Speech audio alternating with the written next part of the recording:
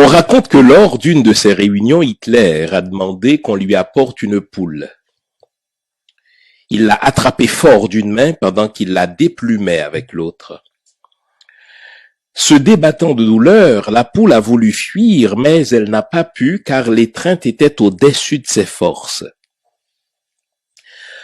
Après avoir complètement déplumé l'infortunée poule, Hitler a ramassé toutes les plumes en disant à ses collaborateurs « Maintenant, regardez bien ce qui va se passer ».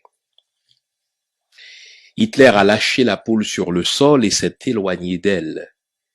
Il a pris une poignée de grains de blé et a commencé à marcher dans la pièce en jetant les grains de blé au sol derrière lui. Ses collaborateurs hantés ont vu que la poule, bien qu'effrayée et saignant, suivait avec douleur mais docilement son bourreau pour ramasser quelques miettes qu'Hitler laissait tomber derrière lui en tournant dans la pièce. S'adressant alors à ses acolytes surpris, Hitler leur dit « Ainsi vous venez de voir de quelle manière on gouverne facilement les peureux, les lâches ou les faibles. Vous avez vu comment la poule m'a suivi malgré la douleur que je lui ai causée.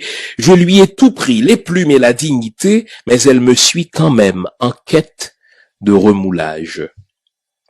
Ainsi, la plupart des gens en quête de quelques miettes suivent leurs gouvernants et politiciens malgré les mensonges, les promesses non tenues et la peine que ceux-ci leur infligent en leur ôtant la santé, l'éducation et la dignité.